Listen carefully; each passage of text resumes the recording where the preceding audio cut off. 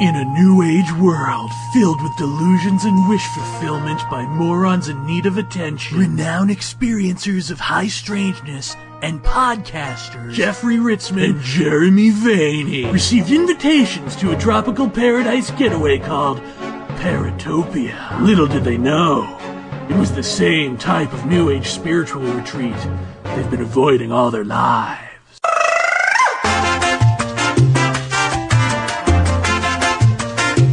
Don't be shy.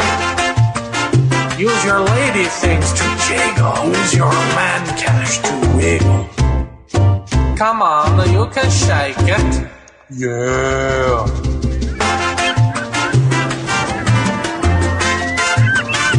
Grab a drink with a crazy straw and suck on it. Anything goes at Paratopia. And welcome. God, this place has everything. There's Stephen Greer working out outside under the sun. There's Dr. Boylan doing a cannonball in a small child's head. Hey, Jeff! Hey, dude, what's up? I don't know. What do you mean you don't know? This place is gorgeous, man. What's wrong with you? I know. It's just I feel like I've been sunburned over and over again. I mean... Have you seen the chicks? Have you seen the chicks? Yeah, but if you talk to the chicks, it's like such a deal breaker. But listen, do you even know like what time it is? I feel like I've been here for I don't know. have a watch on, so yeah, I don't have a watch either, and I haven't been able to. I don't have a cell phone or anything. Do you have a like to just call home or something? See how everyone's. I can't find my watch, and now that you mentioned it, I can't find my cell phone either. Huh? Well, I tried calling out from the hotel room, and they didn't seem to understand what I was saying. They just kept patching me through to some place on the island here. Yeah, well, that's better than I got. I got that fast busy signal thing like over and over and over. I don't even have a phone in my room anymore. I told them to take it out. Jeff? Yeah? You hear like a weird whispering? Yeah, I think. It's like... Huh. Ooh, yeah, I heard that. Yeah. Where's that coming from? I don't know. Jeffrey and Jeremy. So good of you to come. We were just sort of here, dude. Hi, how you doing? Yes. Have you given any more thought to doing the podcast for me? Not really, no. Sorry. Just sort of why we came here. Okay, very good. Well, you have plenty of time to think it over on the island. Yes. Actually, about that, we've had what seems to be an infinite amount of time to think it over on the island, except that I can't really figure it out because I don't have a watch. Yes, what is time anyway? We create our own realities. Anyway, want to share a drink with me, Jeremy Vaeni? Yeah, I could go for a drink. And Jeffrey Ritzman, would you also share a drink with me? Yeah, sure. Can I get one of those little umbrella things in there? Yeah, with a crazy straw, yes, and suck on it. Jeff, I don't feel so good. Me either. Is your head spinning? Because everything else is. Ouch.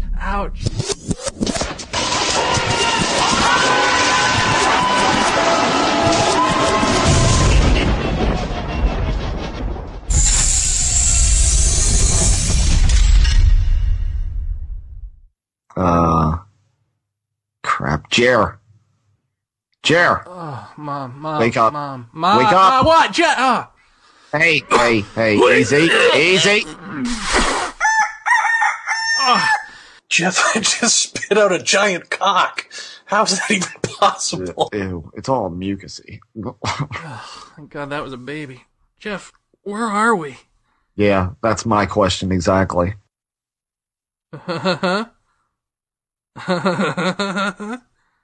I guess we're not laughing. There seems to be a headphones and a keyboard here, and it looks like a podcasting outfit to me. Yeah, well, the door's locked. That's all right. I mean, we are podcasters. You want to just, I don't know, we could just chat for a while, and then someone will eventually come open the door, come looking for us, right? It's freaking hot in here, though. Well, all right. I mean, don't take off any clothes, because that's gay. But not a chance, kiddo. Sweet. Well, anyway, I'm just thinking, what are our options here? We either go out, pound on that door till someone looks for us, or we could just, I don't know, talk into the microphone and, God, who knows? Maybe this will end up being the last thing we ever do, and at least there will be a record of us having been here. Yeah, sure, let's do that then. Well, you seem pretty blasé about this being the last thing that we might ever do. Oh, well, I'm sorry, I'm projecting. Let's just do the show. Sure, let's. Okay, 3, 2, 1, and what are we doing a show about? How about something we know? Like, how about us? Oh, I know me. Like an introductory type of thing. So if security guards come and get us and they've never heard of us and we're dead and laying in a pool of our own feces and vomit in here. Oh, thanks. That's great. Sweltered to death. Yeah, no, I'm just trying to set a visual image for what the newcomers would have in store for them. And then they could hear our voices and wonder what it was like to have been alive and in our bodies. And then if they're really sick, they might skin us and wear us like their own bodies. I don't know if... Well, whatever. Let's just see where it goes. Let's do it. Okay. Never mind what I just said. Just ignore everything that I just said. You're a sick bastard. Okay. So, Jeff. Yeah.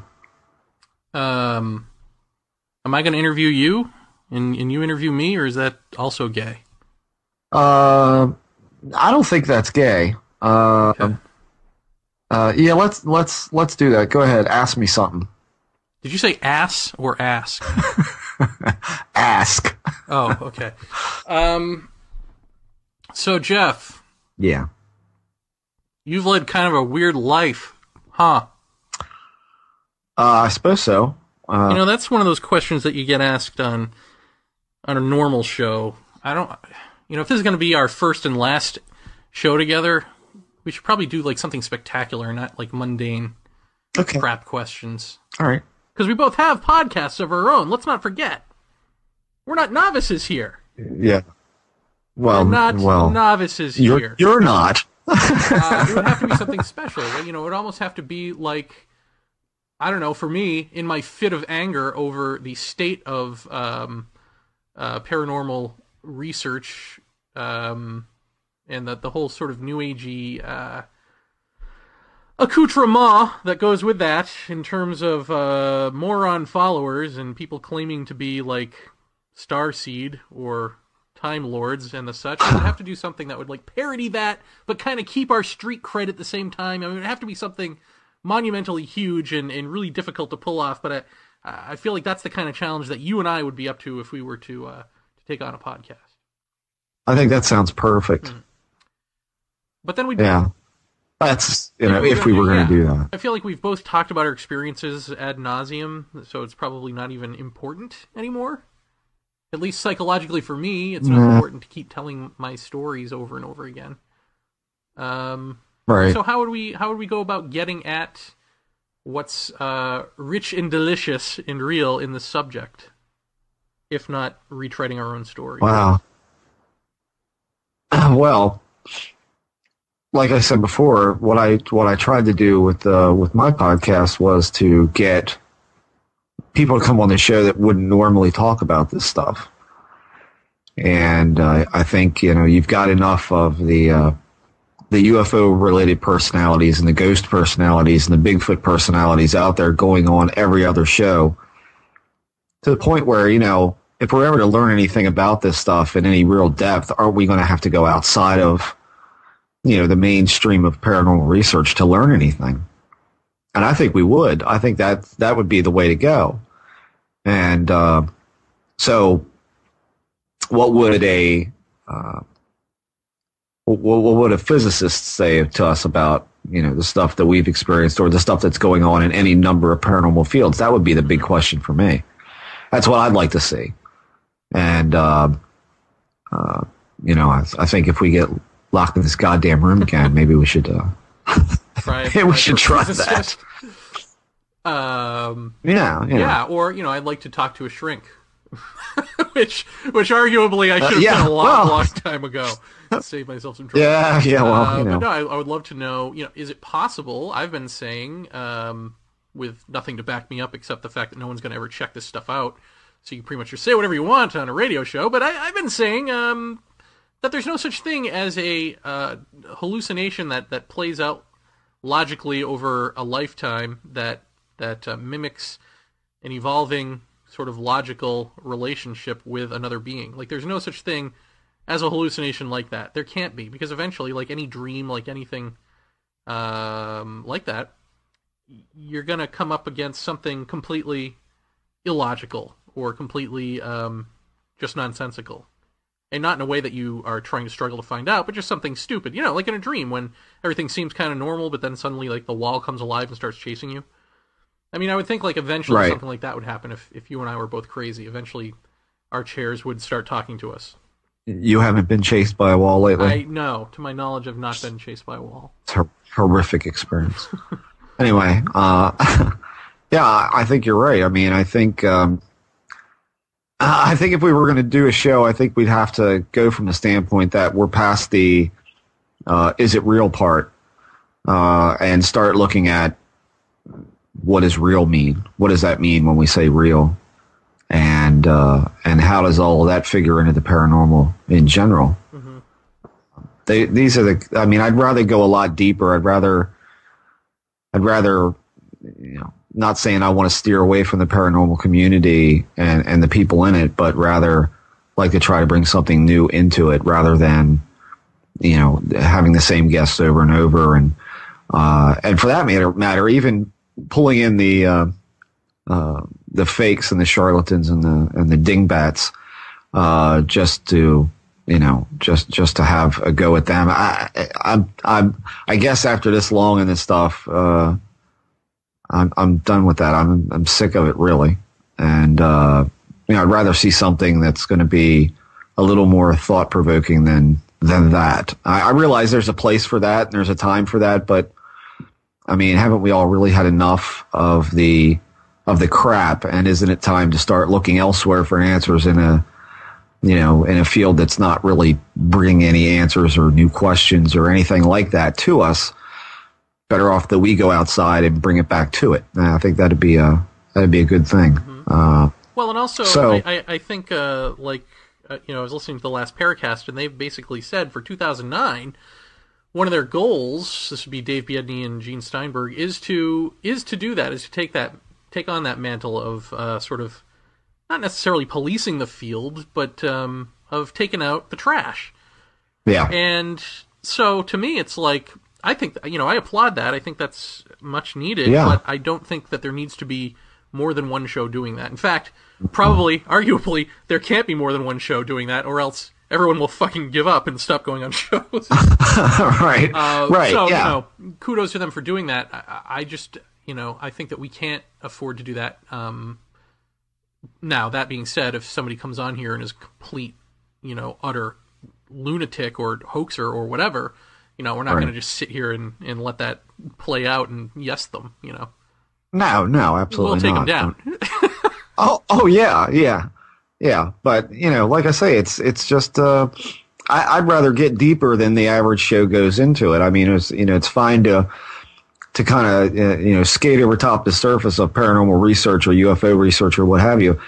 That's all great, you know, but I'd rather focus on, you know, per show, like one thing that kind of hones things down to a razor point or as close as we can get to that, and see where that takes us in the grand scheme of everything. And I think more than anything with this show, what I'd like to do is to try to look at all the paranormal activity that goes on in the world, whatever particular little corner it might fit into, and start looking at the things that connect all paranormal instances, if there are any.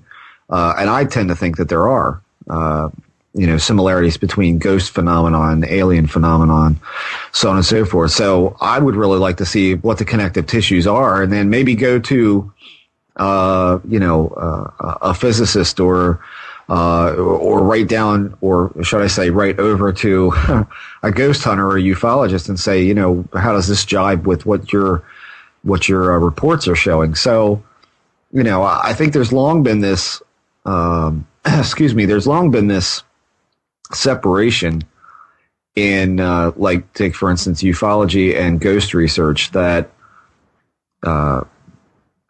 what I've heard and what I have witnessed by some ghost hunting people is that they're not real keen on the whole UFO thing, and vice versa.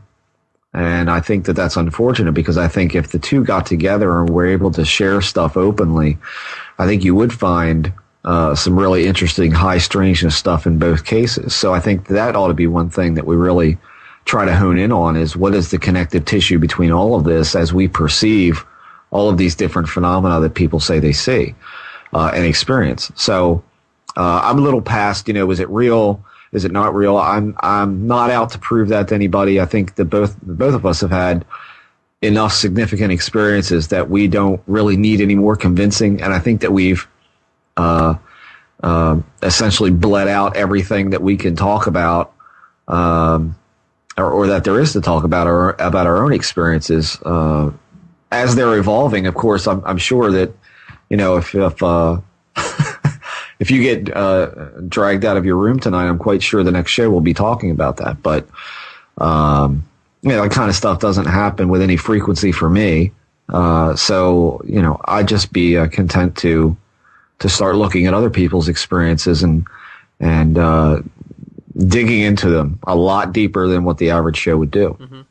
Yeah, maybe we'll have little panel discussions and things like that. Maybe if we could get like an experiencer and a shrink, experiencer, a shrink, and a physicist all at the same time. I mean, this would all be fascinating. It would be really, really interesting to get into. But for you even to be doing something like this, do you just want to talk a little bit maybe about how your feelings have evolved over the years, and then I'll give where, just sort of where you were when you started off with these experiences in your life and where you are now, and I'll sort of do the same. Well, I mean, if anybody hasn't heard, my stuff started around 5 years old. And for the longest time, I didn't connect any of that. In my later years, when I started reading about the UFO phenomena, I didn't really connect myself to it in any great fashion, besides a couple of sightings that I had as a young man, and a kid.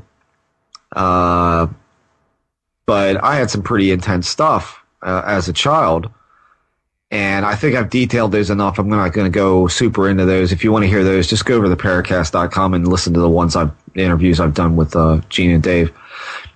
But I think that once I realized that this was the weird things that I'd seen when I was a kid, and this is what this is. I'm seeing all these similarities to other people talking, and I'm like, yeah, that's it.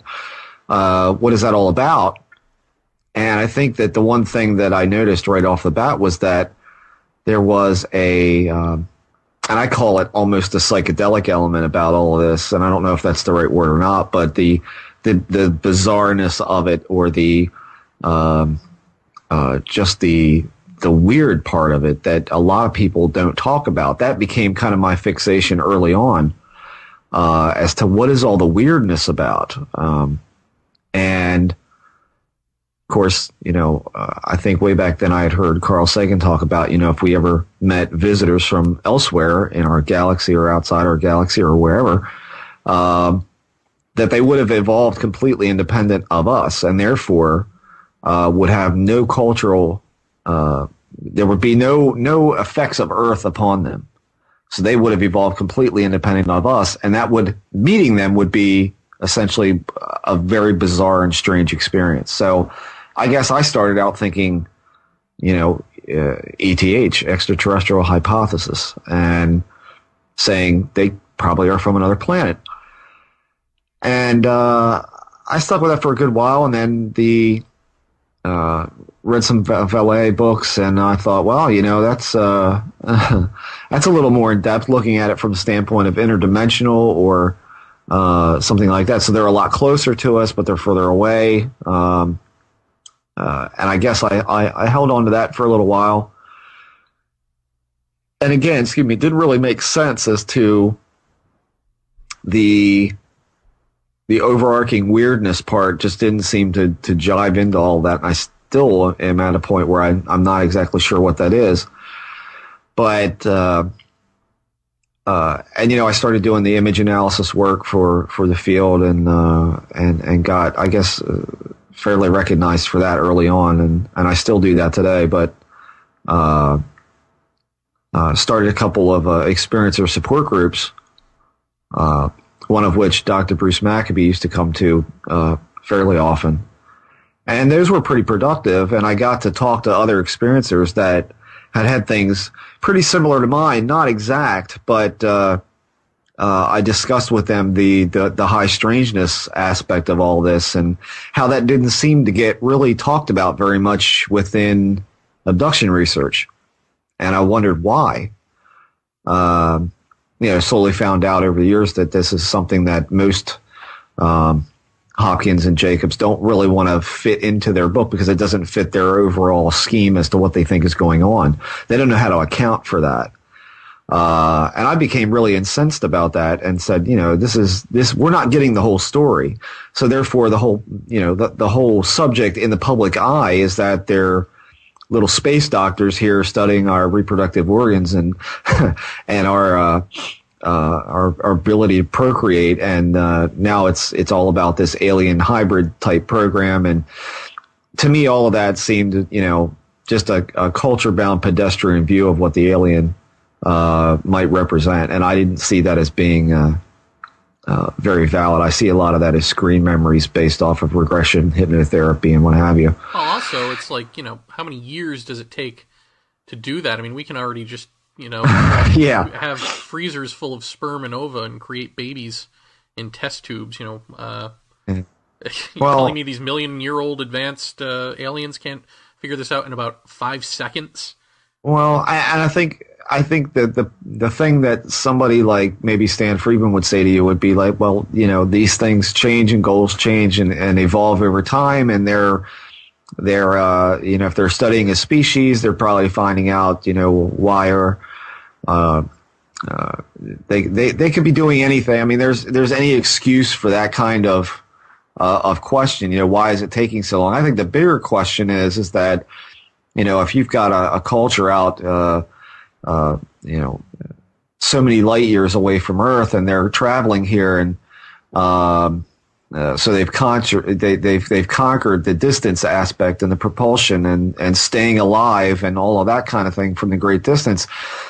And you consider all these things that people say that they see in an abduction experience, which is them walking through walls or pulling objects, doing all sorts of really amazing things with light. Understanding our reproductive capacity and our and our culture, for that matter, would be like no problem. So that's like where I draw the line with that, and I go, it's absurd to think that that's what this is all about when you've got all of these aspects that the public has never even heard of. That's where I have the problem with all this, and this is where I really get pissed off at at people coming to me asking me about hybrid breeding programs and all this really pedestrian, again, really culture-based stuff that my opinion has always been is that the alien is way more alien than what people recognize. They see him as these little doctors coming from another planet to diddle with us, and in fact they're so alien that it's just mind blowing. You can't get your head around how weird this experience really is. And so anyway, I mean, over the years, I had collected a pretty good number of reports, and I'd done some field research stuff, and all of that was really interesting. But I found that a lot of what I was looking at was the finer points of the case where I thought I would find some kind of answer. And I really didn't find any answer. I found that I was bogged down in these finer points that really weren't doing anything for me. So I started looking more along the lines of, well, how does this affect an individual? And how does their perception change after the experience starts happening? Or if it's a one-off, how did it affect them in the long run? And what I found was that in going back and calling all the people I talked to over the course of many years, was that decidedly the effect was not good.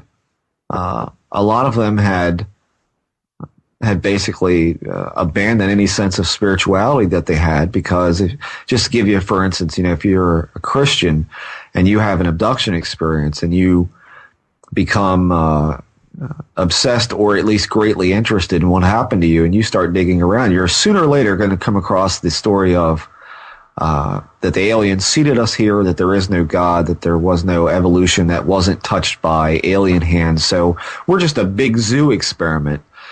And I guess to an experiencer out there who really doesn't talk outwardly about this, like go on podcasts or write or go to message boards, I guess that seems like a pretty plausible answer, and then therefore they grab onto that because they desire an answer. The problem is that a lot of these answers end up being damaging to people, and when I look at the broad scope of the people, and I mean, I spoke to everybody from, Ma and Pa down in the trailer park to, Joe Q public lawyer, one end of the cultural spectrum to the other, one class to another. The effect was decidedly not good. A lot of divorces, a lot of, in some cases, institutionalized for mental issues. Drug abuse, alcohol abuse, all of which seemed to start when they had their experience. The deep-seated obsession to try and grab the brass ring of what is the answer, and I'm going to find out, and I'm going to make it my life's work, which then disrupts the family unit, which disrupts the job, which loses you the job. So I'm saying to myself, this looks like a pretty toxic type of interaction that's going on here. And if I didn't know better as to what this looked like, I'd say it looked demonic. And at that point, I said, well, how do you voice that to the UFO community, which decidedly does not like to hear those kind of spiritualistic answers to anything? But then again, I'm looking at things that are telling me this is a decidedly toxic interest for people, and it doesn't have a real great long-term effect on people. And I have to say, myself included, I became very obsessed with this, and it really, I'll save you the gory details, but it really kind of just about tore my life apart because I became so fueled for why me, what's going on, who are they, what are they, and what is this all about, that it basically occupied my ever waking thought. So I understand where these people are coming from, but again, it seems like it is deliberately obsessive, deliberately deceptive, and is continually dangling the carrot in front of you. So there were other, I guess, more direct, weird things that seem to point to something inherently evil, whatever that means. Toxic to us is another word that I used, was toxic. And so I had a lecture to give in Washington, D.C. about 2 weeks after I came to this sort of epiphany about this whole thing. And I had a couple, a friend of my wife's and I that came over, was another couple, and we were talking about this, and they knew about my experiences. I had shared all that with them, and actually the man had been with me for a really significant sighting that took place during the Hale-Bopp comet when that was flying around them. Huh? Who did you say was with you? It was a friend of mine. It was the guy that actually came over that night that we were discussing this whole, this lecture thing. Like, do I go to the lecture and say, I think this is a toxic interest. I think that this is a potentially demonic. And I wasn't stupid. I knew that if I came out with something like that at this conference, either people would respond well to it, or it would be the exact opposite, and I'd be completely ignored, booed off the stage, what have you. And So, I related this to this couple, and they didn't really have any answer for me either because it's a tough call. And I became really torn about it. So after they left, my wife and I went to bed. And at some point during the night, something happened. And we woke up the next morning to see a symbol that was drawn on our bedroom mirror, on our chest of drawers. We had 2 big mirrors, and one of them had a symbol on it, which I've never shown publicly. Probably won't, as I hold pretty tight to it in case it would ever show up anywhere else. I copyrighted it. I put it in a sealed envelope and had it stamped at the post office so that I say, there it is. I've got it on this date. I have never seen it come up as of yet, but I did some weeks earlier went to a lecture. Weeks, I should say weeks. It was months earlier, if not maybe a year earlier. Had gone to a lecture at a MUFON gathering that was by a man named Dr. Mario Pazziglini. I hope I'm saying his name right. But he was a professor, I believe, at Delaware University, and he had written a book about any and every symbol ever seen by an experiencer, which included ancient alphabets and all sorts of, it was called Cryptic Writings, and it was just a self-published little thing. And I looked through it immediately because I did buy it at the meeting. He was selling copies of it, so I got one. And I didn't see anything in there that reminded me of this, so I called him up, told him what had happened, and didn't give him any inkling as to what was going on in my life at the time. I just said, this showed up spontaneously on our mirror. I have no idea what it is. Just wondering if you mind taking a look at it. How did it show up on your mirror? It was weird. It was drawn. I originally had thought it was scraped into the mirror, but it turned out that it looked like it was made of some kind of waxy substance. It was white. Huh. And it wasn't just that it was there. It was you could actually see the strokes and how whoever drew this. And I could say as an artist that to be able to draw this thing in the method that it was, I think a person would have a very hard time doing it because it was a certain geometry to it and a certain precision to it that I don't think a lot of people would do, especially considering how far back this mirror was on a bureau. To be able to reach it and do this with your arm and keep it steady and be able to do it with the precision that it was done, I thought was unusual in and of itself. But what Mario told me was that I drew it down, I faxed it to him, and he said, well, it seems to be very similar to angelic writing. And in the way that this symbol is configured, it kind of conveys urgency to me. In that it's not a group of symbols, it's one symbol with lots of symbols making it up. And I said, well, what's the translation? What does it mean? And he said, well, there isn't really a literal translation. I can give you the gist of what it means. The gist of what it means is it's a challenge. He says, presumably to you. He did know I was an experiencer, so I do have to say that. But he said, presumably to you, it essentially says, now you know, do you have the courage to stand up for what you believe?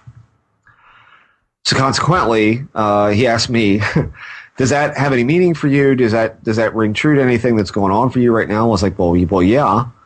So I went to D.C. and I gave the lecture that I was thinking about doing, and it was surprisingly well received. And I think because I put it forth as I don't know what demonic means. I just know the description that someone would give would be disruptive, tormentive, obsessive, debilitating, toxic.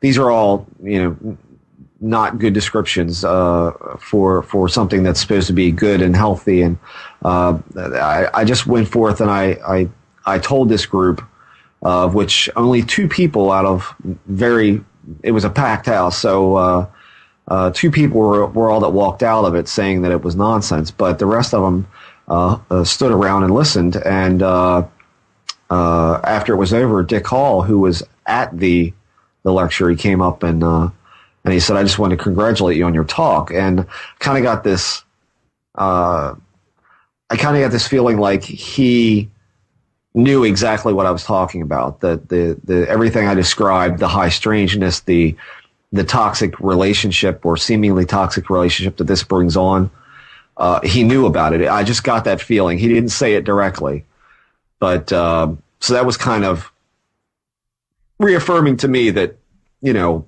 other people knew this as well. So the question is, why aren't they saying it?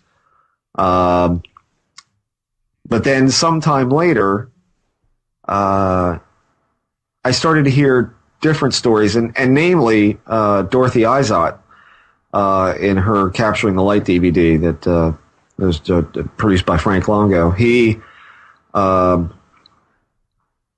interviewed her, and during the interview, she said something to the effect of her experiences starting out very benignly, and it wasn't until she was talking to someone in her parish at the church about her experiences, and her pastor, I think, said to her, "You know, this is all of the devil, what you're dealing with." And she couldn't believe that, because they had been so benign and non-threatening and non-fearful experiences. At that point, she began to question herself. You know, am I being fooled by this? Are they evil? You know, am I just being played a fool here? And when she had those suspicious thoughts, or she had that fear of them, all of a sudden the experience for her changed. They became fearful. They became horrible, demonic things. So going off, again, if anybody's ever heard me speak before about this stuff, it's like they're familiar with the more you give, the more you get. The more attention you pay to this subject, the more direct experience you seem to get, ultimately. Which is why an experiencer who wants so desperately for this to stop can't seem to get out of it, because they're always focused on, I want it to stop, I'm terrified of these things, so therefore they're just bringing more of it on. I'd say I'm pretty rock solid in my belief that we have a lot to do with how they get here. I think it has a lot to do with your intent, in your willingness and your questioning the phenomena as to it will provide you answers. And it may start out very benignly, and it may turn into something extraordinarily fearful down the line. But what I wonder about these days is, based on Dorothy Izot's statement, is my own experiences being extremely fearful and terrifying. Was that a product of my fear? Are they reflecting back at me what I'm shooting at them, which is fear, terror, excuse me, evil? They're evil. You know, they're going to kill me. Is all of that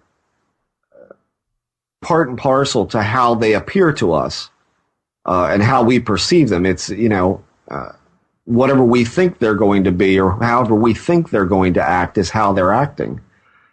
And I have to admit that the one thing that's occurred to me over the years is that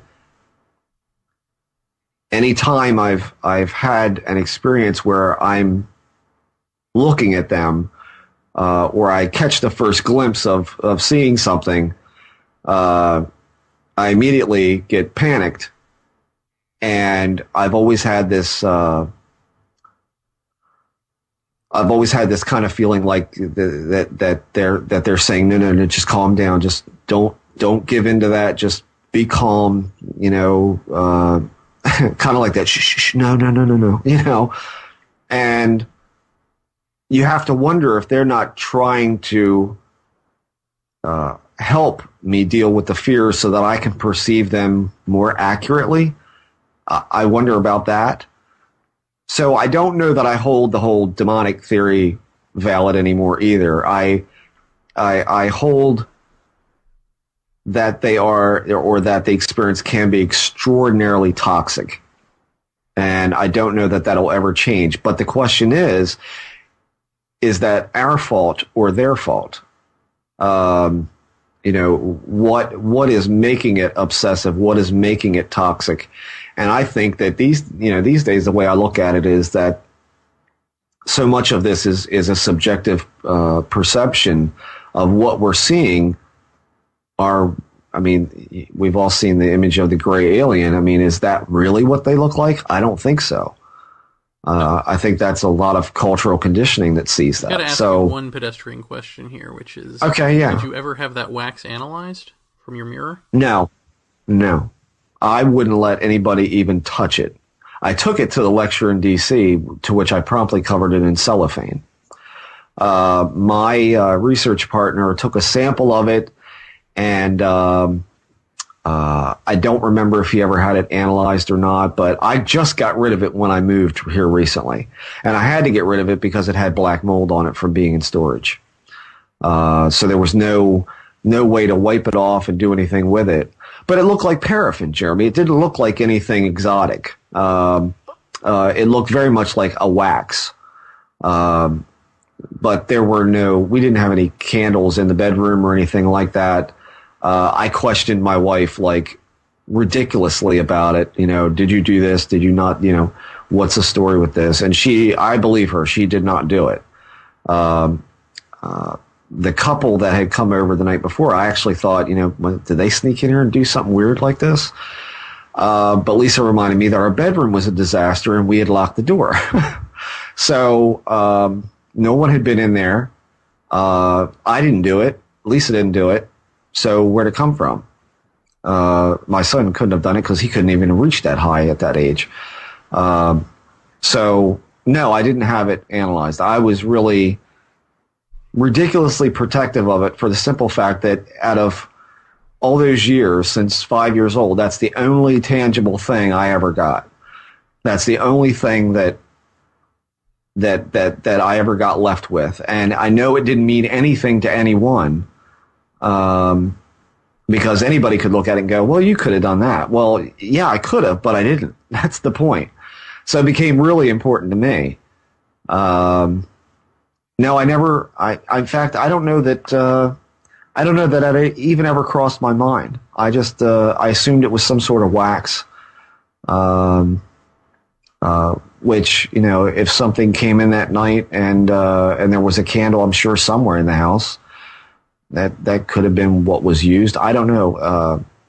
I think my research partner took an X-Acto knife, and just along one of the edges there was like a little bit of a build-up area that he took a little scraping of, and I don't know what he ever did with that. That's been so many years ago. I couldn't tell you if he ever took it anywhere to get looked at.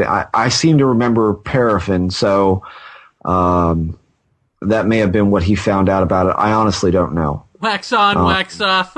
Daniel right, said, yeah, exactly. We're going to take a break. See, if we were doing a podcast, that would be the kind of crap that we'd have to bump to commercial with.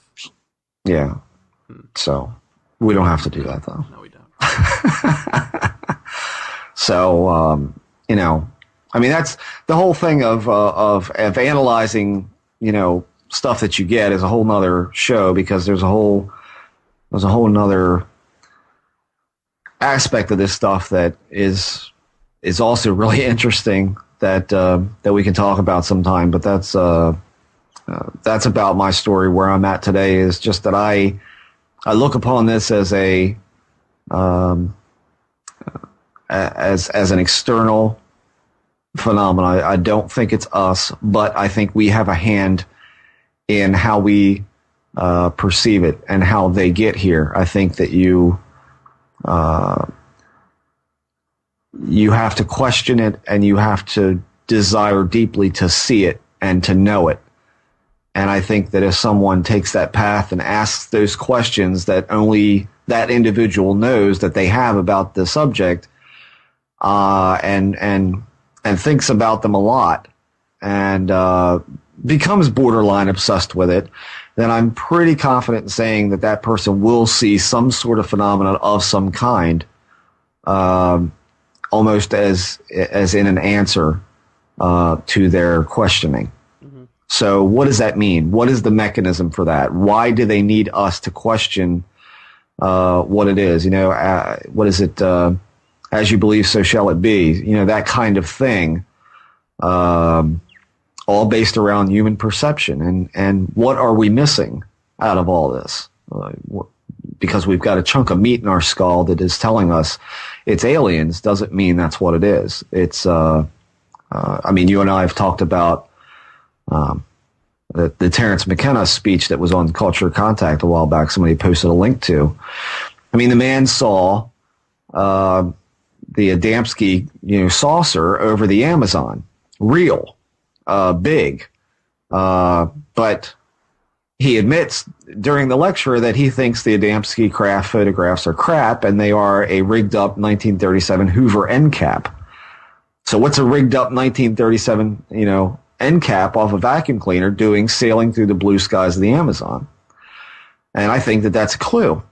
I think that it's essentially saying, look, I'm not what you think I am. I'm giving you this image of something that's clearly bullshit.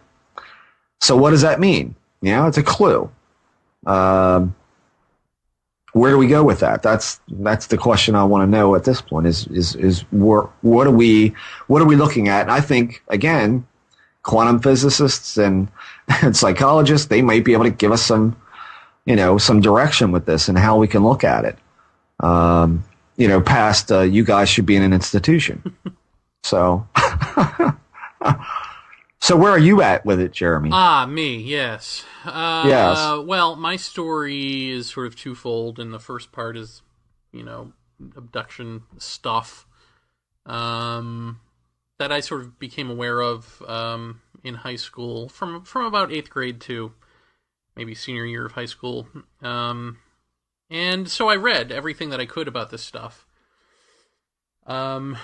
And I think I really latched on to, Strieber, definitely, and also Raymond Fowler's books on Betty Andreasson. Yeah. So, I don't know. In a way, I guess I'm really glad that I got Strieber as sort of the antidote to Bud Hopkins, because the one thing that Strieber said right off the bat in Communion that remains important is to perfect the question. And I think... the researchers are all about finding the answer, and Strieber's thing is, let's perfect the question. We don't even know what the question is yet. And that always stuck with me, and that's such I think, a better way to approach this subject. Because once you think you have the answer, then that's it. Then you become dogmatic about the answer that you've got, because that's it. That's what it is. You're an ideologue. You're an ideologue, and you're talking about the unknown. At the end of the day, it's the unknown, and so... it needs to remain unknown until further notice. Right. But even back then, even with all that, I still thought the extraterrestrial hypothesis made the most sense. ETs are here. And then somewhere along the way, I just realized that I don't actually care about that question. I find it to be irrelevant where are they from, because I think that once we can already hypothesize breaking down the barriers between life and death, or time travel, or breaking the speed of light, or traveling the universe via wormhole, things like that are all possible. We can all see that within a few lifetimes we'll have maybe figured some of this stuff out. So what would a race of beings who have figured that out look like? Where would they be from?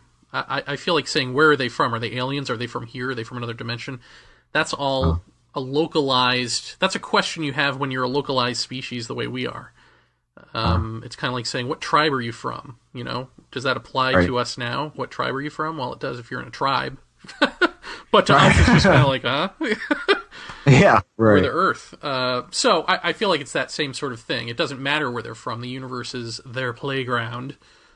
But then the other thing that sort of happened somewhere along the way in, I guess it was 2000, right? Or early 2001, was this strange energy thing that started in me that didn't start as a result of, directly anyway, of this, quote-unquote alien stuff, but started because I had read some Jiddu Krishnamurti books and just got what he was saying, which is essentially, if there's such a thing as truth, and it is beyond the known, how do you face the unknown? How do you get to truth? Well, you have to become the unknown. You have to become truth.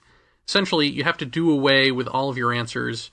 You have to just shut up and listen. And if something's there, it may or may not reveal itself, right? And so, because any direction you pick, you're the director. It's that kind of thing. Any direction you pick in life, you're the director.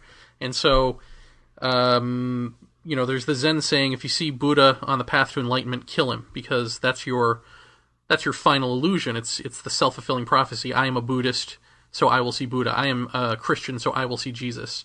I believe in aliens, so I will see aliens. I mean, this really plays right into what you're saying about these beings. Right. If you really want to see what's there, you have to give all of that up, and you have to give it up for the sake of doing so. Because to even have the motive, I want to give it up so I can know, is you directing again. It's your motive. So you have to just do it for no reason at all. I mean, it's probably the hardest thing to do, because you really have to get it deep down, and just really understanding it deep down and going, oh, is the catalyst for the what comes next. Yeah, I mean, it's as simple as that. And then the what comes next is, at least in my case, was this very palpable energy welling up through my back, pretty much so bad that it slipped a disc in my back, or two. Actually, one on each side. And what does the energy feel like? I mean, everybody says energy, and you immediately think, Yeah. You and this is the problem: is that eventually we run out of words, and so you're sort of like, okay, crap, this sounds new age, but it's like, what are you going to do? They happen to steal these words. But energy, as in, my body is moving by someone else's volition. Let's say that, okay. Like if you are to move your hand, and that takes energy, you moving your hand. Well, right. Now you're not moving it, but your hand's still moving. I guess that would be what I'm using the word energy for. Whatever the thing is that's actually moving my body and isn't me consciously doing it. Right. Is something that came to the fore. Now, I don't remember feeling, I mean, I was sitting on the couch when this happened, and I don't remember if I felt it going up my spine. I remember my head spinning around as if doing an exercise, like, you're cracking tension out of your neck. Yeah. So that happened. I don't remember if I felt this thing charge up my spine or not. I do know that, like I said, it slipped discs on either side of my spine, which I didn't pay any attention to for the longest time, figuring it would just go back to normal, and I ultimately ended up in the hospital on morphine, which, nice. Kids, don't try this at home. But I just sort of let it unfold, I mean, on the one hand, like, thinking about it, it's completely scary because this shouldn't be happening. This is some exorcist stuff, But on the other hand, it feels completely natural, So why am I thinking that way? Because it doesn't feel unnatural. It feels like this is what should be happening in a weird sort of way. Oh, okay. So I let this unfold, and, physically it evolved into, I don't know, things that look like yoga, things that look like whirling dervish twirls, things that look like Tai Chi movements, all kinds of crazy stuff that my body physically does, and it's not me doing it. And I don't have any background in this stuff. I don't take classes. I don't know any of it. I certainly had no interest in it. I certainly even thought meditation was a dirty word, back then. I just thought, oh, all this new age crap, Right. So, but here it is. Another thing that it does is open up these channels, and I guess, coincidentally, they happen to line up with where chakras are located, so I'm just throwing that out there. But it was interesting to see this play out, because, I mean, what happens is my hand, my right hand will actually slap up and down my body in various points, and then I'll go and, like, Google search those points and see, if they make sense. Sure enough, chakras and all that. But the thing that was interesting to see it play out is realizing as this is happening, like, oh my god, yeah, this is where things like tribal paint come from. You know what I mean? Like when you see people like with this crazy, lines drawn down going from their head to their chest, and you're like, who came up with that? Is that just, what is that? Well, that's actually these, for lack of a better term, energy channels that they're mimicking with paint. And I just know this because I've done it, not with paint, but with... Yeah. But so it's just like an intuitive knowledge. It's like, oh, that's where that comes from. And so it is with all of these things: whirling dervish twirls, yoga, tai chi. I mean, my thinking along was that, okay, I get it. When you shut up and you step out of the way, your body has its own natural language that it wants to speak. And some genius, thousands of years ago, wrote it down and said, "This is yoga. Do this, and you will achieve enlightenment." Or take a class and learn this, and you don't have to. You just shut up, and your body does it naturally. And so there is no do this to get to enlightenment. The do this, the exercises, just happen naturally as a result of this welling of energy, whatever. Right. So I felt pretty safe in that,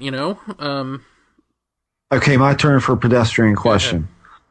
Have you ever done any of the moves for, say, like a Tai Chi instructor or anybody who is extensively schooled in martial arts stuff, and have they, if you have they said anything to the effect of, yeah, I recognize that, or I recognize that, or so on and so forth, as something that you couldn't have possibly picked up on, a Bruce Lee movie or something like that? I mean, has anyone ever looked at you doing this and said, yeah, I recognize what that is? No, I never have done that. The most I've done, I find this curious, is, I did hook up an EEG through Masahiro Kahata, and just to see what my brain was doing while I was in this state. And, it shows my brain going haywire. Essentially, it shows me in deep sleep while my eyes are wide awake. People are talking to me, and I'm doing this, whatever exercise. But my brain is registering deep sleep. And there's incoherence, which implies to him that, like, apparently meditators, I thought what would happen was I'd hook up to this thing and I would be able to instantaneously go into a transcendental meditative state. Because I thought that's what was going on here. But he said, no, that's not what's happening, that they have complete coherence. And if you know anything about the brain, you'll know more about this stuff than I do. But that there was incoherence, and that to him implied that I was being fed information from outside. Because essentially, my waking brain is completely active as I'm in this deep sleep state. Right. Yeah, and it's not me doing these movements. I don't know. Make of that what you will. But so what I was going to say is, the interesting thing is I put this online, and I have now seen it. If I Google search it, people have posted it to these various sort of transcendental message boards and things like that. And nobody's really said anything. It's just there. So, I mean, somebody cared enough to do that. Somebody saw enough, and nobody has said, "Oh, that's crap." Right. So, but that's neither here nor there. I mean, yeah, you're right. I should go do that. What I would really like to do is pick up, like I had said to you privately. God, if I came to see you, if you had nunchucks or something, I would love to pick up a weapon like that. Because in my movie, I use a Tai Chi sword. I just picked up a Tai Chi sword just to see what would happen. And sure enough, this energy seems to know what it's doing with a Tai Chi sword. But that's not sharp, I would love to take something that I could actually hurt myself with, so that way you'll know if I'm lying. Well, I could turn you loose in the bathroom with a straight razor. That's no problem. Just because everything this thing does seems to have an Eastern flavor, so I figured, nunchucks, that's a good way to knock myself out if this thing doesn't really know what it's doing. I see what you're saying. But in any event, so somewhere along the way, this stuff evolved into like psychic awakenings that didn't have a long-term staying power, because I didn't want to stick with them. Like, for instance, one was having visions with no audio. Another one was having clear audio of just, hearing like conversations, entire roomfuls of conversations with no visual at all. And, for months, these things would play out. And I just thought, okay, this thing's just waking up a system in my brain that's been asleep this whole time. But ultimately, I want to, like you, I want to know what the freaking real root of the matter of these things are. So I don't want to, like, stick with it and be like, I'm a psychic. So I let it go, I didn't try to harness that power or anything like that. And then 3 times, this whole thing was punctuated with a whole other kind of energy that was something I can describe as energy, which is that a slit at the base of my spine opens up and it washes in, and it feels like, you're sort of floating on this beating energy. It's almost like levitating, head to toe with it. And maybe the analogy is if your leg falls asleep right before you get pins and needles and right before it starts to tickle, that sort of numbness that's like, sort of alive. You know what I'm talking about? Yeah. Sort of palpitating. Well, it's like that, but times a million, and feels blissful. And the first... That would freak me out so bad I'd think I was having a stroke. Well, the first time it happened, it was just completely awesome. I mean, this was after I'd been in the hospital for my back, so it actually felt great. Like, I was lying there, and I was like, oh my god, I don't feel any pain. In fact, I feel complete blissed out. And then it sort of retreated through that supposed opening in the spine, and I felt it seal itself, and I was back to normal. And the second time it happened, a possession type thing happened, and I don't, like I said, I don't have a freaking belief system for this stuff. I'm just telling you like it is. Something swept in on that energy, which I could see. I could like physically see superimposed over my body, and I could feel its feelings, and it just, it felt like it just was happy to be basking in the glow of being alive for the few seconds it had. And it, so there it is, and it looked like some sort of red gargoyle-ish or whatever, demonic-looking thing, but I had the sense that it wasn't particularly bright, but that it was immensely powerful and ancient, and I don't know what any of that means. I mean, I'm just saying these were all my perceptions at the time. Right. So I came in, it went, and then it left, that was it. And I didn't get the sense of any ill will. So when I say demon or gargoyle or anything, I mean, I'm not making a judgment call on it as like evil or something like that. Right. And then the third time it opened up, I swept out. My entire sense of self disappeared into nothingness. Nothingness became aware of itself.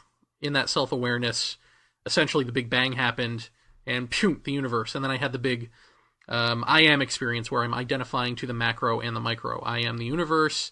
I am all the things in it, et cetera, et cetera, et cetera. So that's sort of where the energy thing went. But the first time that I thought maybe this is a possessive force was, I remember I was in my bedroom, and this energy had me, walking around and doing little exercises and stuff. And then it stopped, and it just sort of, I just sort of like hunched down, like, I wasn't, I don't know how you would say it, but, just bent over, basically. I don't know, like on my, bent at the knee, but sitting up, that kind of position, as if like in front of a campfire or something. And, and I realized that my right hand was gesturing as if I were talking to somebody. As if I were holding a conversation and just my hand were incidentally gesturing. And I realized that this was happening, and I'm watching this happen, and then I stand up, or the energy stands me up, does a series of bows, and then I feel something walk through me. I don't even know what else to tell you, but just like out of a bad movie, it was like I felt the chill of something walk through me, and I knew something had walked through me. And then that woke me up to, wait, something much greater than this is just the body's natural language is happening here. I mean, ultimately, I don't know. And there's a lot more to it, maybe we'll go into it on other episodes of our show that doesn't exist. Break the fourth wall. But I don't know. So through that all, and then when I had the big I am experience and one other experience that they both involved these beings that we call aliens. So ultimately, even though they didn't start this little process in me, I know that they are aware of it and know how to manipulate it or use it. So there I am, so now, as you know, I mean, my take on this is that, that we're, I wrote a book called Why the Aliens Don't Land, and it's basically that our sense of self as I have discovered personally, is really the tip of the iceberg. It's really just completely nonsense. And that's the thing that we think is real. Our sense of self. Yeah. Is all of it, yeah. You know, and of course, you know, any psychologist will tell you that the unconscious mind really controls you, and the conscious mind is about 10% of, you know, anything. Right. So what would a being look like if it didn't even have that divide between the conscious and the unconscious mind? You know, these things are psychic or telepathic or whatever word you want to use. What would their technology look like? Would it respond to subjective... Would it respond to thought? Would it morph? You know, would it morph on command of their own thought? You know, all of these sorts of things, you know, I've just been sort of toying with in recent years and thinking about what it means to be a psychic species, or what it means to be a hive mind, what it means to be of oneness and not separation. And ultimately, you know, I've been saying I think that what we need to do is you know, give up the self and become that. You know, if we want to meet them as equals, well, it's us. It's we who have to become the equals. And sometimes people give me crap for that, because how do you know? How do you know they're not evil? Or how do you know you're right? You could be wrong. And to me, well, I've certainly discovered that we are, you know, at the very least, we are not what we think we are. You know, that's just... Absolutely, we are so much more than even I have discovered. I've got to assume, because this thing isn't done with me yet. Well, and so, if that's true, is it gonna hurt for us to evolve? You know what I mean? Even if I'm wrong about part 2, is it gonna hurt us to figure this shit out? Do we even need aliens for that? Do we need some adversarial aliens, or for some giant question mark to press its thumb in our eye for us to, you know, wake up? Yeah, well, I mean, I was going to say that's one of the big things that I think. I mean, everybody has asked me, you know, well, what do they tell you, and what have you gotten out of this? What's it done for you? What's it done to you? And that's one of the big things, is that you know, I realize now that and this is a big epiphany for me, which was that there is way more to life and reality and existence than we've been led to believe, and I wholeheartedly believe that, and that all came out of this. There was a whole bunch of little subthematics that seemed to work its way in. And says, you know, what are you afraid of? What do you fear? Those kind of things. But I think the overall arcing thing was that there's way more to reality than what we are led to believe, and that's been kind of a big point for me in all this, in the direction that I'm going with it. And it sounds to me like that's kind of the, you know, the same thing you're getting at, is that, you know, there's more, a lot. Well, there's a lot more to us, and there's also, you know, my epiphany about them came when, you know, in October 2001, when they were standing there in front of me, came into my room, and I was scared out of my mind. I mean, that deep soul level terror, you know, that we talk about, where, you know, you have a soul and they could eat it if they wanted to, you know, that kind of thing. Yeah. And yet the beings that were staying there were 3 of them, and had like a playful smirk, had almost like a, hey, come with us kind of, you know, just, that was the vibe I was getting from them. It was complete, almost naivete or something about them. I mean, it was nice. And yet there I am in this state of absolute stricken terror.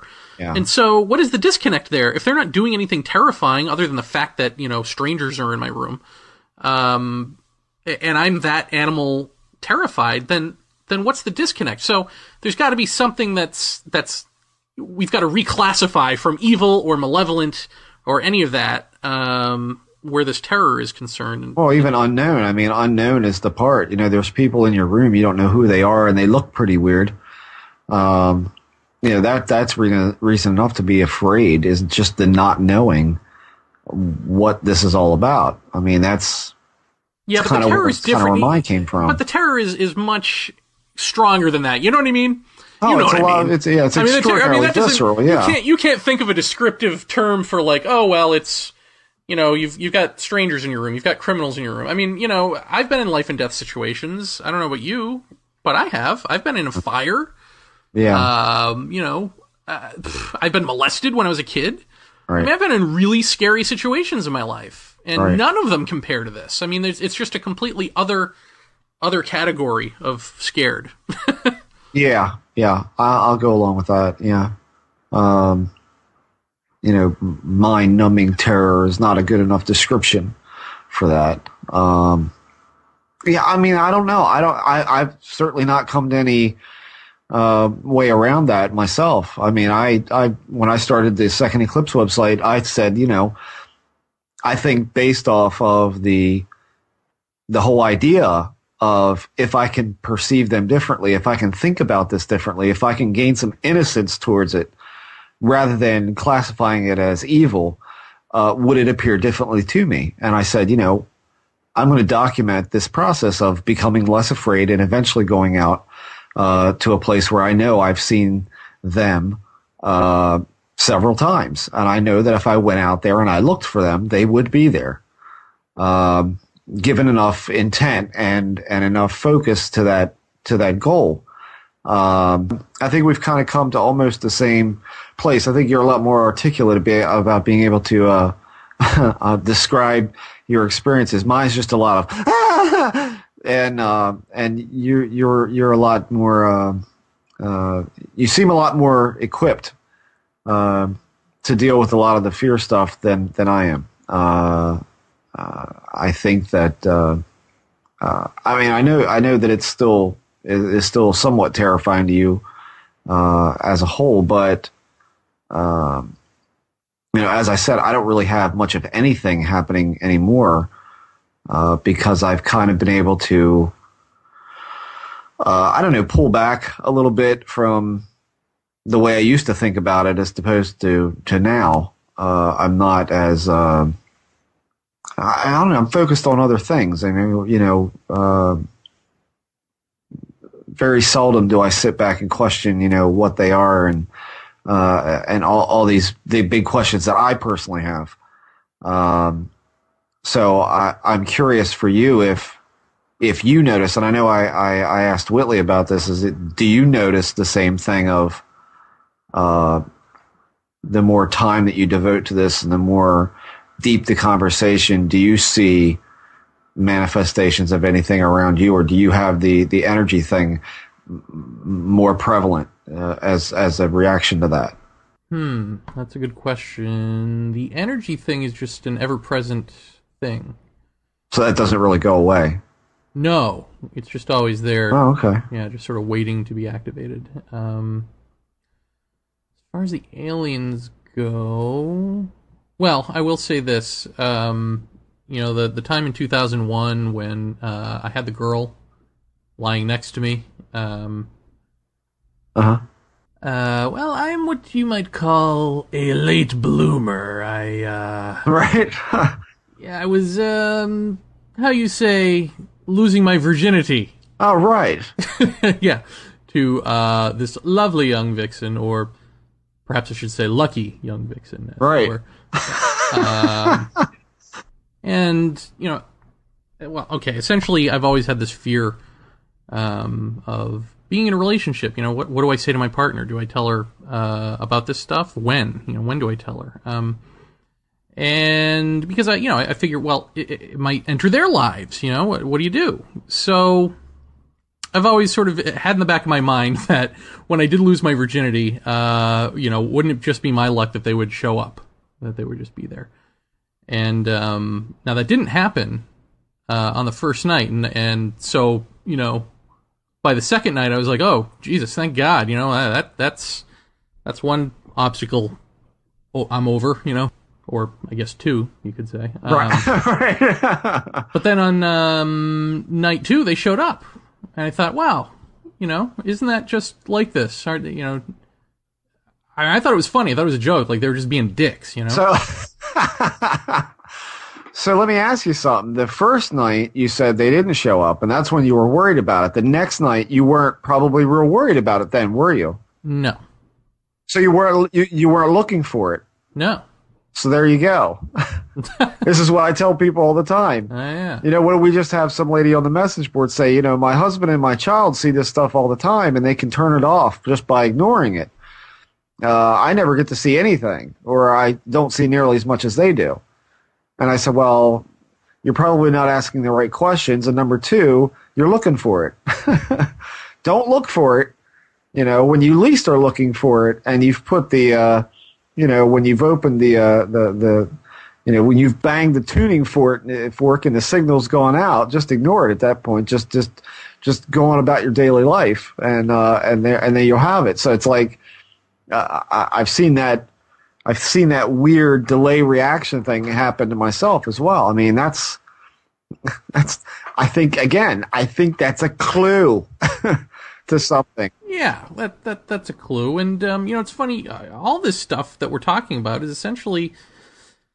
It's the same mechanism as, you take a shower after you've been thinking about something for so long that you just can't, you're trying to jog your memory, and then you take a shower, and then it comes to you, right? Or you pray for something. I mean, what are we talking about here? Right. It's the secret. It's like you put it out into the universe, and then you forget about it, or you let it go, you unclench, and there it is. It'll come to you. Now...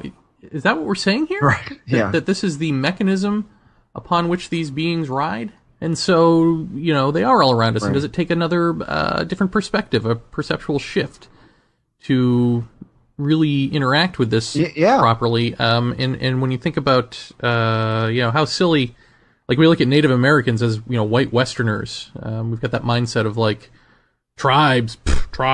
But, ironically, what we have been calling the lesser all of these years look at us and are saying aliens, oh my god, aliens, and they go, aliens? Pfft, what aliens? Yeah. Because they have this other relationship with these beings, because they have a completely, I would say, enlightened, if Teokusin Ghost Horse is to be believed, perspective. That has to do with the oneness of all things. Not just verbally saying, I believe in the oneness of all things, but right. As an actual function of them, that's where they function from, and so as a result, they have a relationship with these beings. All right, well, yeah. And henceforth why we always have said that the Native American peoples know a lot about this phenomena that we probably won't ever know or get. I mean, that's... again, the culture thing comes in again, the cultural contamination of how many thousands of years on the white American man, that's all this baggage and perception and ingrained thoughts that are probably sculpting this abduction thing out of us, as opposed to what's actually going on. So multi-level experience again. It's a I read the Black Elk books, and they talk about the star people and all that kind of stuff, and I couldn't get my head around it because I'm like, how can these people being well, back in the day, being a very primitive people, and how they reacted to this this phenomena is completely different than anything that you see in our society, and I think it's. Again, I think it goes back to that having that innocence of experience and not the cultural baggage and the, all of that. I think that all that plays into it for me. So right, and in our zeal to demand an answer that makes sense to us, maybe we're completely overlooking some things that are obvious to other people that we ignore. I mean, that's the other question I got for you is: are you? I mean, I know where I'm at with this part of it, but are you? Are you kind of okay with the aspect that we may never really get an answer of any kind with this? Have you kind of relinquished yourself to that fact that we may never know exactly what's going on, or do you think that, or are you just a smug bastard who has all the answers? Well, Jeff, I'm a smug bastard who knows all the answers. So that's no. I actually no. I understand we don't have all the answers, clearly. However, I do not resign myself to the quote-unquote fact that we can't know. I think that the notion that our brains can't comprehend what's going on is a load of crap. For the simple fact that I had that giant I am God experience, God in quotes, Yeah. where I did see multiple points of view all at once, and it was coherent and made sense. So I saw myself as me. I saw myself as the macro, universe at large. I saw myself as individual things, the trees, the ocean, the wind, solar wind, sun. All of these things, all of these perceptions, all at one time, which means that the brain can do that. If the brain can get that, I don't know what the brain can't get. I think it's just a matter of triggering the right mechanisms in our body and activating them to be able to fully comprehend what's going on. And obviously, if there were a way to give us a user instruction manual, somebody would have done that by now. So I don't think that that's what's needed. I don't think that's the thing that could ever trigger it. Just logically telling somebody, hey, this is what it is. It's an individual process, but clearly it exists. I've experienced it. So let's get on it. Well, you're probably further along than I can't meditate because I can't do it, and I've tried, and I've talked to you about that before. And well, except that when I say meditate, for me, I'm not really doing what other people call meditation. When people say, well, yeah, that's true. yeah, when people say meditate, they talk about concentration or doing a Zen cone or something like that. I just let this energy go, and it does its thing. Yeah, I mean that's the thing. It's like in reading online a couple of things about meditation, it seems like you're just very easy to get into that place where a lot of people really want to get into. Yeah. That you've kind of reached that almost zenith point with it. That all I ever get is dizzy. I get the vertigo thing, and I feel like the bed's turning upside down, and I grab the sheets real quick and open my eyes, and I'm like, that's it? That's what he's talking about? No. Yeah, but on the other hand, some of the things you say indicate that you are comprehending this stuff and that you don't need the same process in the same way that I've gone through. Like you talk about the opening up the dark dimension, that you close your eyes or even just have them open in the dark, and the darkness takes on its own dimensional quality. It's no longer the normal dark. Well, I have that too, but only as a result of this. Yeah, that's something that really, though, was as a kid, I could really see. When I was a kid and I shut my eyes or in a dark room, for that matter, a pitch black dark room where you can't see anything, sensory deprivation. I used to see, clouds and forms and shapes that would come out of that blackness that I saw as a void. Whereas now, I think I'm getting better about it, but these, for the longest time as an adult, when I shut my eyes, I saw nothing. It seemed like I had blinders on over blinders. And, it seemed like in childhood, when I shut my eyes, my eyes focused on the void and the depth to that. And I remember that, and anybody knows when I say the spinning square, which was how my experiences started, which was a small white square that got bigger and bigger in my vision, open eyes, closed eyes or not. That's how my very first experiences with these beings started. I don't know what it was. I don't know what it meant. All I know is that, it would get so big in my vision that I essentially whited out instead of blacking out, and then I'd wake up later in a very strange situation, which I've talked about before. But I remember not so many years ago, burying my face in a pillow, broad daylight, and I just buried my face in the pillow, and I'm looking at this infinite blackness, and I saw a hint of something spinning in that void. And this is after I laid there for probably, 10, 15 minutes, just staring into the blackness of that. So, what is that all about? These are the kind of things I think maybe a psychologist or someone who studies the brain could probably tell us. But it wasn't white. It was just there was an object of something spinning and seeming to get closer. And at that point, when I kind of freaked out a little bit, I lifted my head up and of course, when you open your eyes and you look at light, it's gone. But But what Jeremy? What is that? What is that depth? What is that? Is that meditating? Is that what that is? I don't know. I think part of it comes. I think we're talking about similar, if not the same, states. I mean, I know that I have different things that happen. Well, it depends on what I'm doing. If I'm standing and doing a quote-unquote standing meditation, this thing will move all around. If I'm sitting or lying down, my arms, hands will move, depending on what it wants to do. It might stand me up or something like that. But generally, it'll keep me in that position, especially sitting, keep me sitting. And it'll be a lot of visual stuff. And so sometimes I see the darkness. Sometimes that darkness then fills with what looks like stars coming at you, like, a ship going into a wormhole that you've seen 8 million times in a bad sci-fi movie. Sometimes it's like big beads of light zipping around at fast rate. Sometimes it's seeing faces just sort of go by, and who knows why. No sound associated with them, just faces, sometimes alien faces.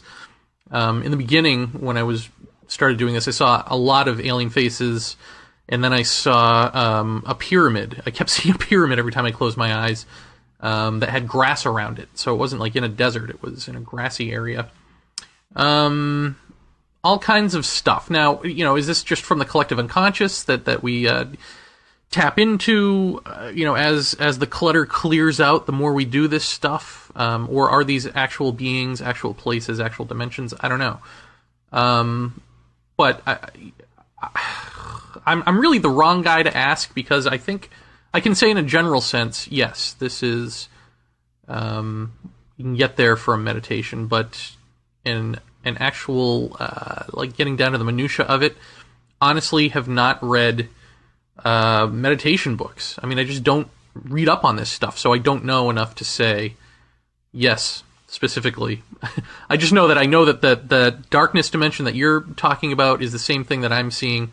And when you talk about, look between the space between spaces, when you were on Erie Radio saying to do that, hey, here's a little test, look at the wall, and with some sort of sensory deprivation, you'll start to see energies bouncing around in the air, black, white, red, that sort of thing. I mean, that's what I see. I see that all the time now, ever since this energy has been triggered in me. So, yeah, I think I have to think it's related. I have to think it's actually the same thing that we're talking about.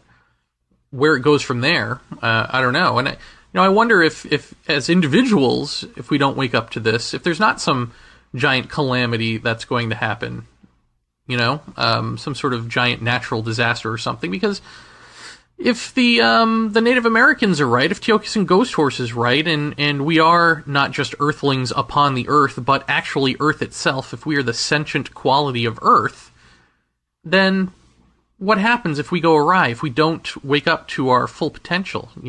Are we a cancer of the Earth? Does the Earth get rid of us, or get rid of the cancerous part of us? I don't know. I just sort of swerved off topic there, but... Well, I look forward to exploring this and other mysteries on the next In Search Of.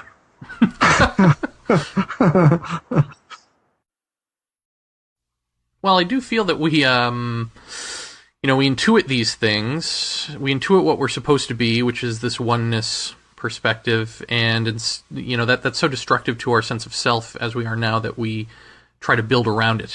We try to preserve the ego, and we try to, and that's what computers are, essentially. That's what the internet is. And this want to inject our souls, if we have them, into computers and robots, to live forever, with all of that knowledge, trying to gain that God consciousness, if you will, while remaining ourselves.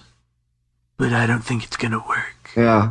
Or we all get plugged into a machine, into a virtual reality. Human beings are a disease.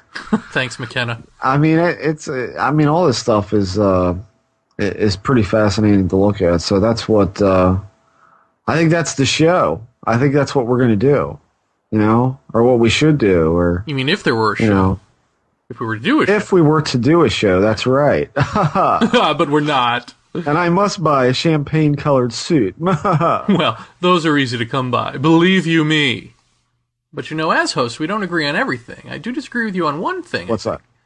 The notion that that you believe that all people are having this experience. I think there's the potential that everyone at some point in their life has some sort of, not necessarily the abduction thing, but something akin to the anomaly in the reality that we're currently experiencing. I think that the anomaly at some point is touching everyone at some point or another. Whether or not they realize it or not is a completely different deal. But I don't think that it is. I think that it is a less rare phenomena than what we think.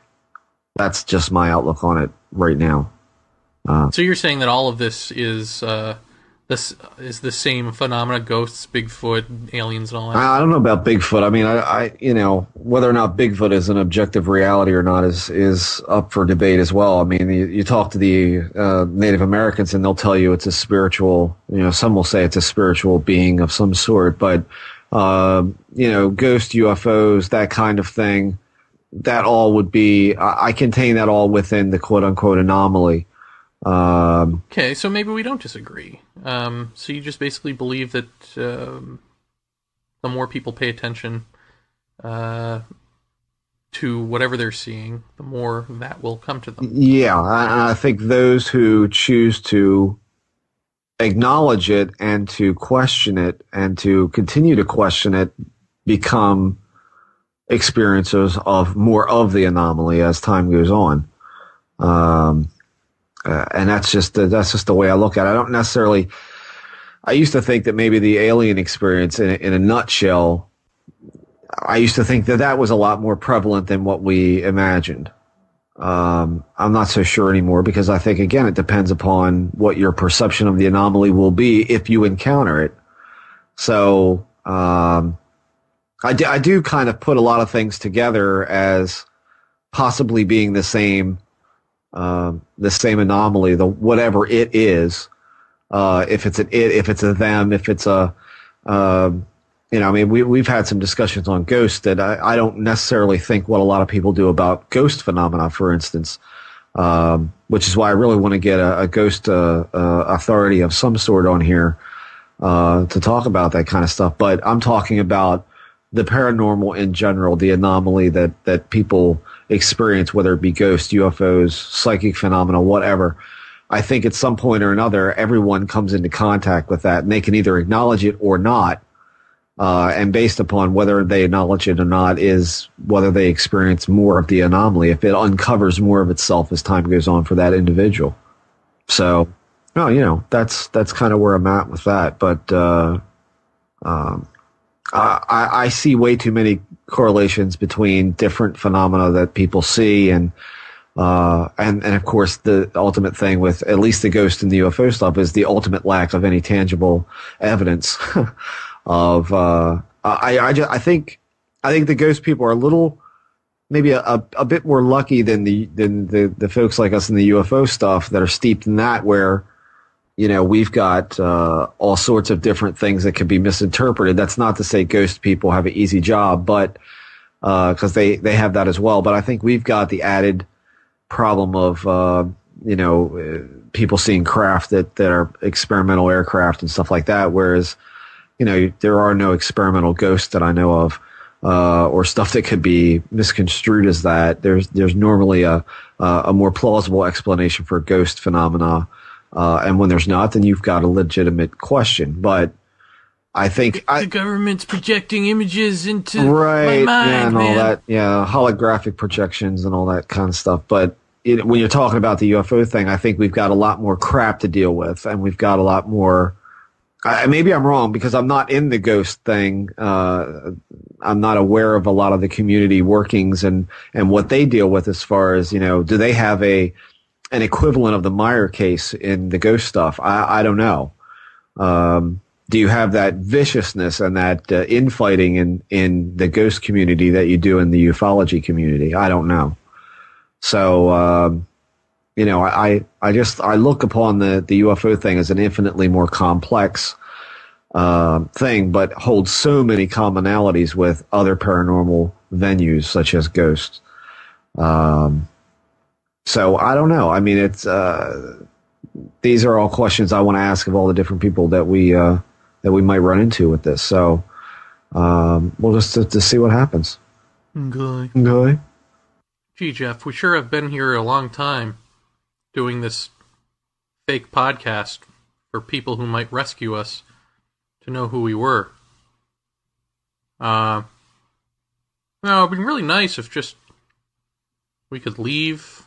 Somebody would just show up. If I could telegraph this a little bit harder.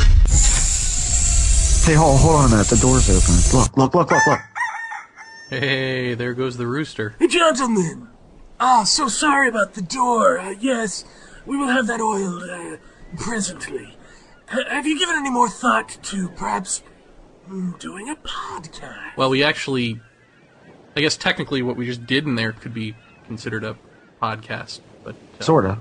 Yeah, but then, no, I mean, we don't want to... I mean, Jeff, you don't want to do that, do you? Not really. No, I mean, we're here to vacation, and... actually, you know what would be cool? You know what we would like to do is call home, so maybe if you had access to... Yes, call home. If you want to reach the outside world, you could try Paratopia.net. You could write to them there. Okay, well, that's... Yeah, well... How about an email address? Because I don't think... an email. Yeah. Yes. You could speak to people at paratopiapodcast@gmail.com. Huh, well, that's interesting, because I could have sworn we just said we didn't want to do a podcast. That's also not like we can't get to that. You're going to have to bring us the email so that we can't... Of course, we don't worry about anything. Here, share a drink with me. Will you, Jeremy Vaeni? All right. I like a drink as much as the next guy. Will you share a drink with me, Jeffrey Ritzman? I am freaking parched. So yeah, let's have it. Well then, here, enjoy the crazy straw. Suck on it. Jeff, head spinning. Ha ha ha ha.